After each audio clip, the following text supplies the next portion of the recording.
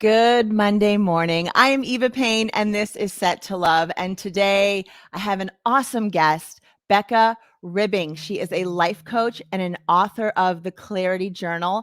And just us talking beforehand, a little bit that I got, you guys, she's amazing. I cannot wait for you to meet her. So let's go. My name is Eva Payne. Welcome to The Flow Life, where we define love as live open, value everything. On this podcast, you are dialed in and set to love. Let's go for a ride.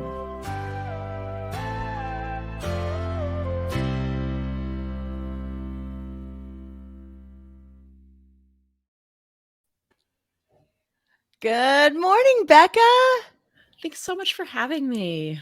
Thank you so much for waking up bright and early and coming onto our show. You said you're in Seattle. How's the weather there? Does it feel like fall yet? And kind of that. It's definitely fall. Yeah. On both levels because Seattle's so far north. Seattle's actually more north than Maine. And so it's also really dark in the morning already. Yeah. But yeah, it's like, I think going to be 60 degrees today. Well, I'm down in Los Angeles. I'm wearing a sweater right now because it's morning, but I'll have a tank top on and shorts by like noon. Oh, but I love that fall weather. Oh, I'm so jealous. Well, thank you so much for coming on today. I really appreciate it. I would love just to dive in. Why don't you tell our viewers just a little bit about yourself, who you are, and what brings you to Set to Love today?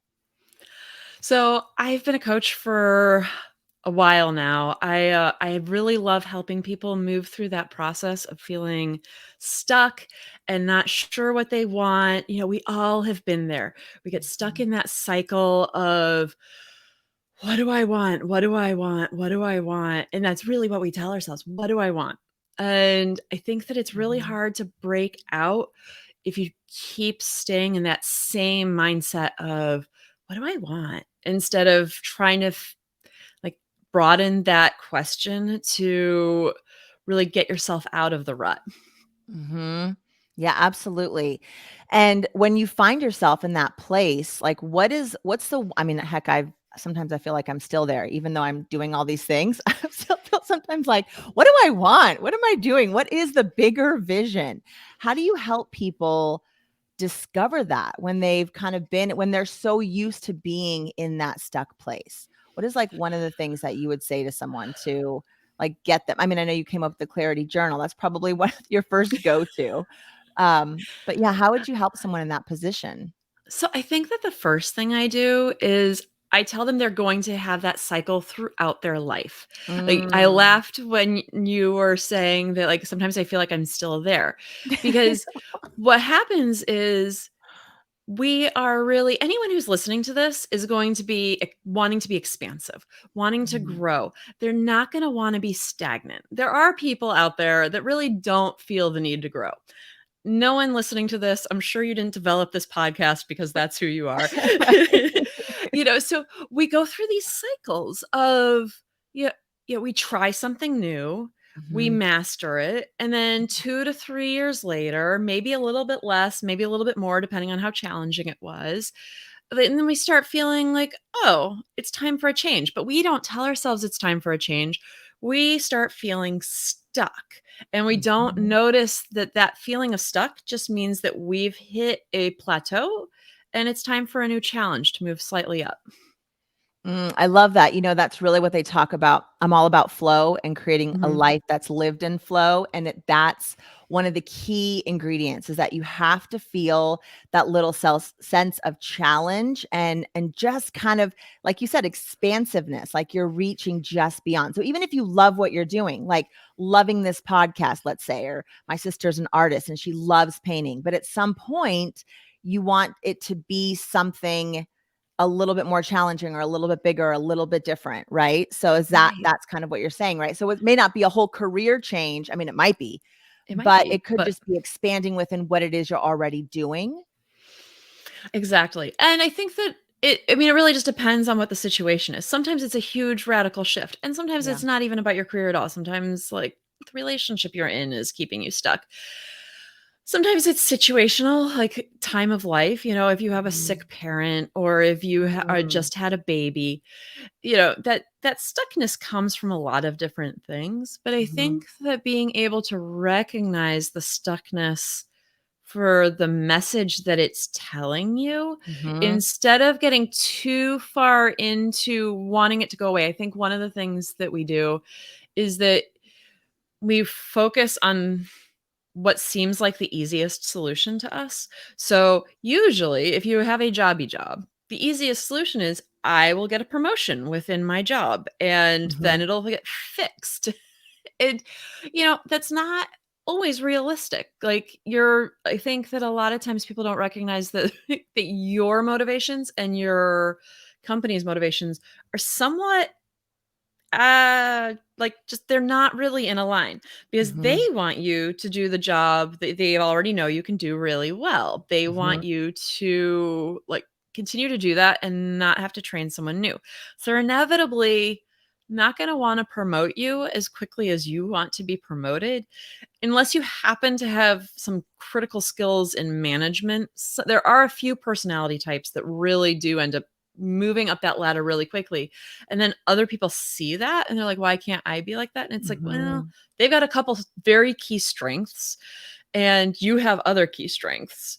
So do you recommend for someone in that particular situation that they just need to bring in something else that fuels them in that way that they might have a job that is just a job, for now, and it's paying the bills and it's sort of that requirement, but to bring something else into your life that fuels you with joy and excitement and expansiveness? Maybe, but I also think that people stay at jobs too long, which is really Mm, funny because I think that our stereotype of a millennial is they leave jobs entirely too quickly. But in right. my experience, most people stay too long. They stay, they're cranky because they haven't gotten the promotion they want. Mhm. They don't feel like their boss is utilizing them well, but they keep hoping that something else will shift because let's face it, job searching is kind of a pain in the neck. Okay, but let me So ask you this. What if you're someone like I'm just thinking about a couple people that I know who have worked so hard to get where they are. Like Mhm. they've got this degree that they worked hard for or several degrees and they've been in this job now for 10 years and it is very draining emotionally, especially if it's in a service Mm. oriented type job, like think about a nurse or a social worker or someone like that. Right. What would you recommend to someone like that? I mean, you are specifically trained in a place, and so when we talk about self-care and just saying, "Well, just take a warm bath at night," that's not gonna change the circumstance. But what do you do if you're someone who has put so much effort into building this career and you do feel like it's sucking the life out of you? And even if you don't know it or can't even admit it yet. Well, I love that because when I talk about self-care a lot, I usually really liken it to a Band-Aid because a Band-Aid Mhm. is great. If you have a teeny little cut, like a Band-Aid protects it, it keeps it safe, it keeps it dry, it keeps out the dirt. Whereas if you've got like a gaping wound, a little teeny Mhm. Band-Aid is It's not doing not gonna do anything. yeah. I mean, it's gonna actually make it worse. You're like putting the adhesive on the cut. Yeah. Um, and so I think that if it depends on where you are at, but if someone was feeling really stuck, I'm gonna take a nurse because I feel like a nurse Yeah. is a really good example during COVID times, right? Yep. Um, you have trained. You trained really hard. There are options that you may not know. Like nursing is Mhm. actually a really great example because there are so many permutations of nursing. Mhm. And I think that nurses tend to get stuck in one field and not really realize that they could shift, not knowing how to shift. And Okay. so then they get more and more burnt out, and then it becomes harder and harder to make that shift. Mhm. And I'm saying this and realizing that, right now we need nurses. So maybe I shouldn't be telling people this, but it's a great example because, I was talking to someone who was a nurse and really wanted to work from home. And I'm like, how do you work from home as a nurse? Yeah. Well, she ended up becoming one of those call nurses Telenurse, for, exactly. yeah. I mean, there are a lot of options.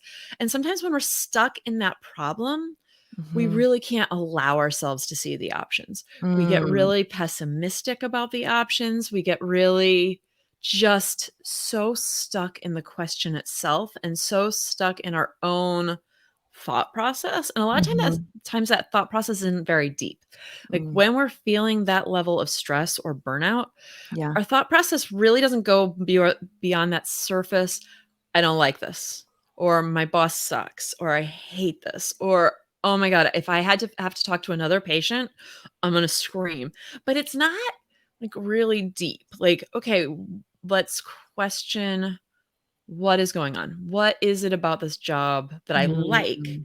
What is it about this job I don't like? I think that a lot of times when someone's really stuck, they really don't see what the positive is, and I spend a lot of time with people figuring out what the positive is about where they are at, because Mhm. it's really easy when you're feeling that level of stress to want to just blow everything up. Like, okay, I don't like this, Mhm. and there is nothing good. I can't see anything good. Like, and so then they get another job offer, and because they haven't really spent a lot of time focusing on the good, they lose that good. They kinda go from one thing to another without really analyzing all of the pros and cons.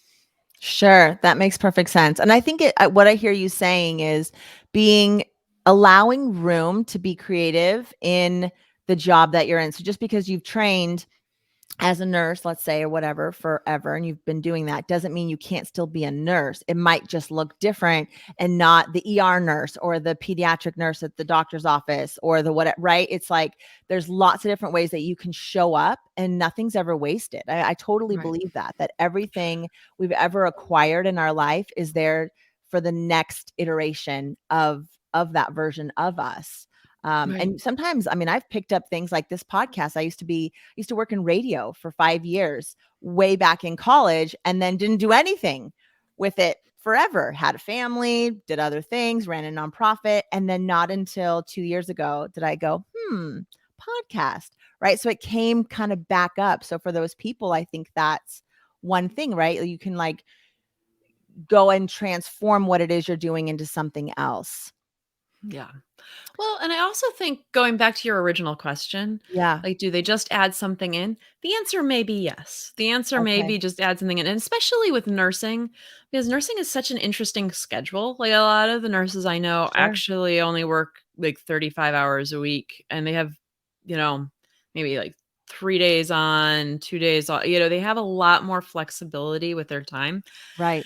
However, if they are going through burnout, then they are just recovering each of those times. And I would Mm. suggest that if you really are in one of those high demand jobs, there's a book called Burnout. It's called Burnout Breaking the Stress Cycle, I think. Mm. And I would highly recommend a book like that to help you kind of just deal with the true, honest to God stress of where you are, Right. so that you can kind of s- start to move forward. I think maybe that also ties into the self-care thing. Like, self-care isn't going to fix burnout. Mhm. And I think that oftentimes when we're talking about, oh, you need to like have more self-care, it's usually because the person that you're telling that to is truly burnt out and like can't handle another thing. Mhm. You know what I mean? Yes, yes. So tell me about the clarity journal because I feel like this kinda ties in. So when you just know you're unhappy in what it is that you're doing, Mhm. or you're just lacking that spark excitement, for your Mhm. everyday. Like we had talked about prior to getting on this call, you said, your job is really important, whatever it is you do, because you spend so much of your time there. And then you bring that back home with you to your family or your pets or what your friends or whoever it is you're living with, right? So, Right. how did the Clarity Journal come about and what does it specifically do to help people? So I wrote the clarity journal when I was in one of those cycles for myself. My second son had turned 2, and I was starting to feel like I was getting my life back. And before that, things were really difficult. He had a massive amount of ear infections, and he was just always sick. So I was really always behind the ball at work. I let go of a lot of things Mhm. because I just couldn't Yeah. handle it, like when we were talking about those life cycles. And so, I didn't even really realize for myself that I was in that cycle. I was just complaining to a friend, which is how it starts. We all do. Yeah. It's what we all do. And finally, she stopped me and she was like, "Becca, you're a coach. What would you tell your clients?" And, thanks, friend. like, Like, it what did. would I tell a friend? Well, Hold what? on. Right. like it's like, right, I should know how to do this. So I went and I wrote as many prompts as I could think of. I think by the end of that Mhm. writing session I came up with 30. And then I went back and I started answering them. And as I was answering them, I just realized how powerful it is to have those outside questions where you're not Mhm. looking at the problem from the same perspective. And it just gets you outside of that rote way of Mhm. thinking, that pattern of thinking that you have already developed, and, like, helps you start seeing solutions. And so the clarity journal is really for anyone who is in that feeling stuck, predominantly about work, or work life, like, whether they're Mhm. I mean, I use the word work kind of broadly. It's certainly, like, works for someone who's feeling stuck in their business or feeling stuck, Right. um, but just having that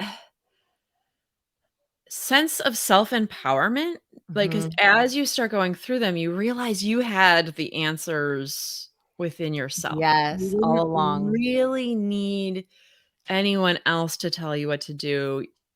What you needed was to really get it out on paper, because a lot of times we also have things we're thinking about in the back of our head, we have a hard time admitting to ourselves. Mhm. And so it's to get it all out, to figure out your strengths, to really just kind of own your all of your stuff, own this cycle. I love that. So is the way the book is structured, is it a prompt and then space to write Yep. in? So is it those 30 questions, the things that you It turned out to be 100 writing prompts and quotes. So it's um it's really just meant to be kind of flipped through. I have I think it's 6 or 7 sections, and I start each section with kind of like a little mini chapter entry where it brings you into the problem, kind of helps you start thinking about it in a different way. And then it Yeah, gives you like 10 to 15 prompts to help you really move through that process kind of gently, but it's also something that you could totally do piecemeal.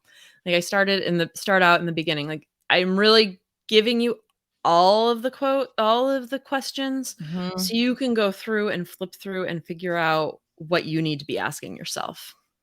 I love that. And how did you decide the 6 sections? Or how is that broken down? Is it I'm gonna per, like, different values or I've got it Yes, no, show right. it. I'm totally curious.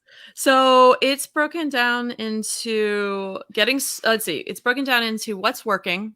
So, like, really doing the deep dive into what is working in your life so that you don't accidentally switch from one thing to another that loses something that's working. Yes, very important. Love that. And then defining the challenge, like figuring out what it is you're stuck on, what the questions are you've been really having a hard time with, where Mhm. you are yeah, where you're stuck.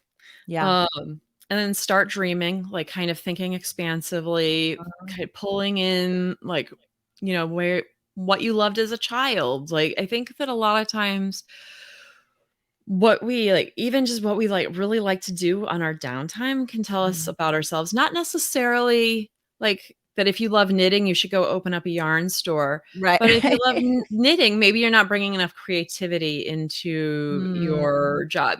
There's a lot of things that what your hobbies can tell you, where it doesn't necessarily mean where you have to make your hobby your career. Yeah.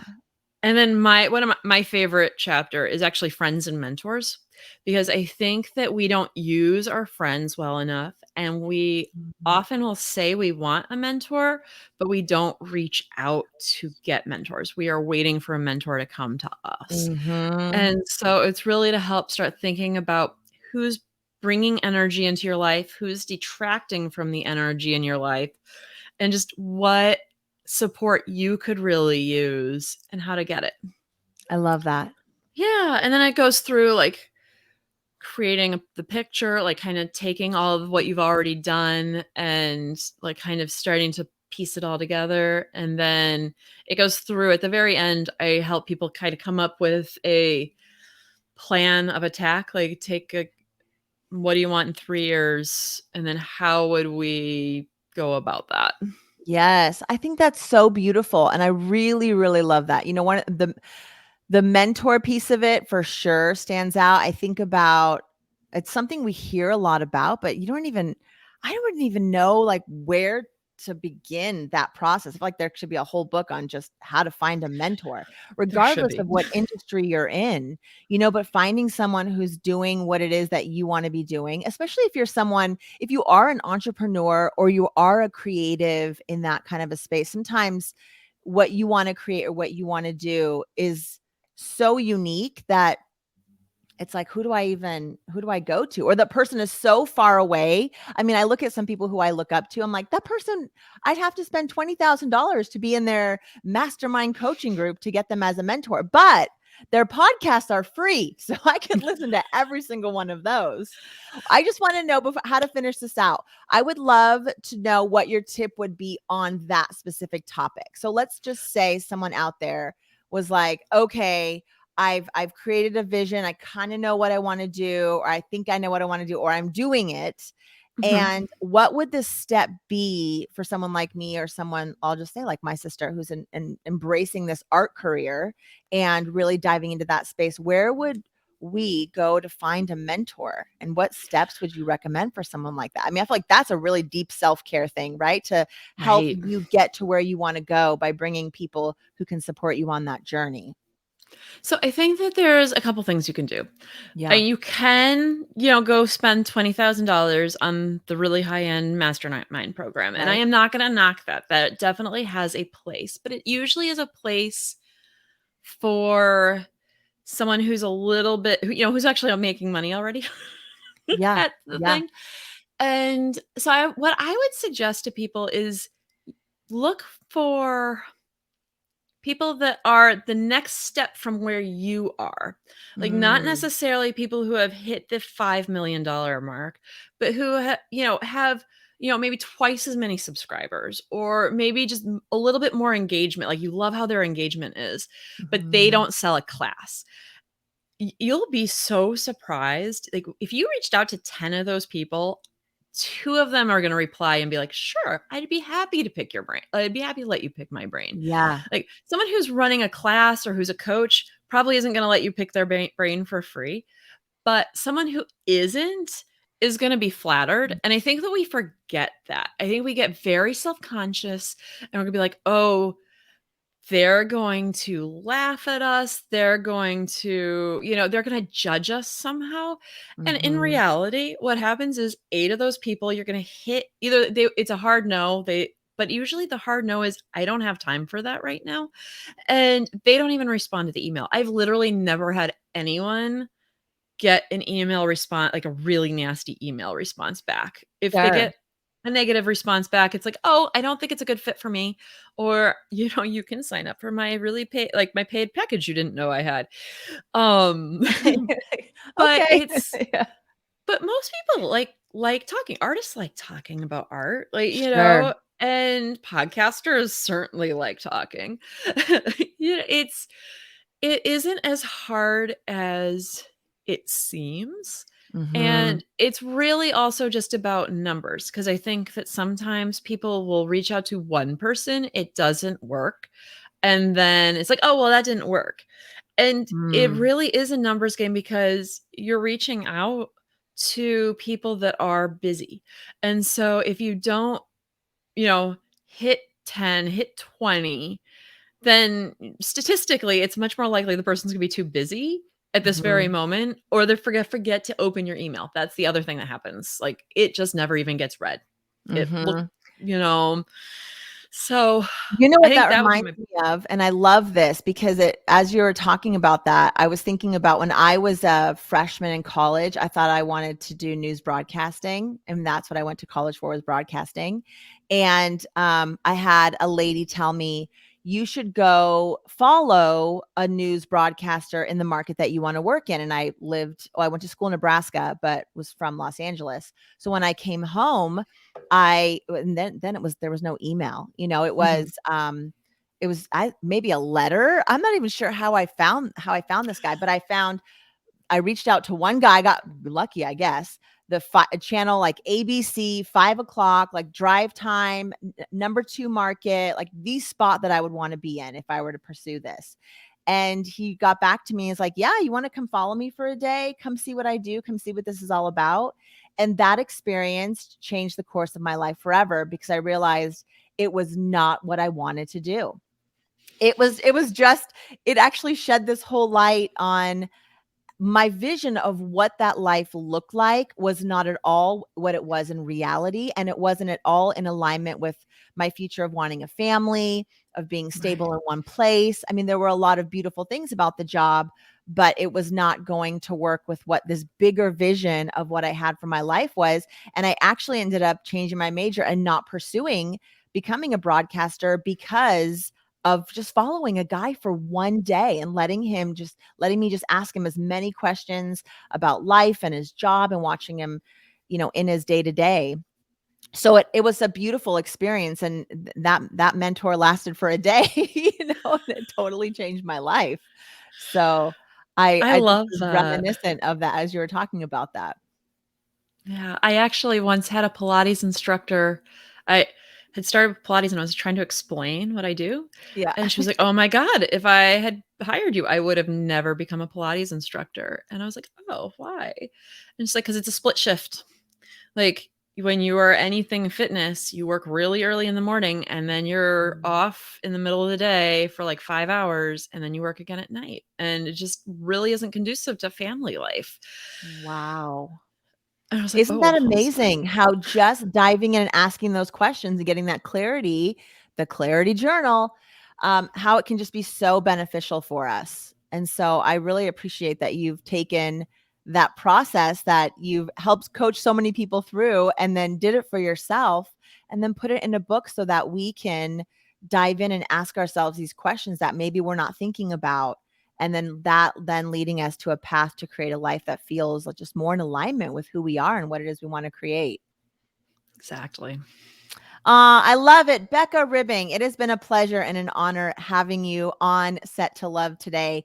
Where can people find you, and any final thoughts for our audience today? You can find me at beccaribbing.com. So Becca is Becca, Ribbing, Ribbing. And my book, The Clarity Journal, is on Amazon. Awesome. Thank you so much. I really appreciate it. And it has been a pleasure meeting you and having you on today. Come back anytime. We can dive into any of these subjects. You are such a wealth of knowledge, and I really appreciate having you on today. Thank you. Thanks everyone for being here, part of Set to Love today. We'll be back next Monday with an awesome guest, and I cannot wait to see you there. Have a great week, everyone, and stay set to love. Love you guys. Bye.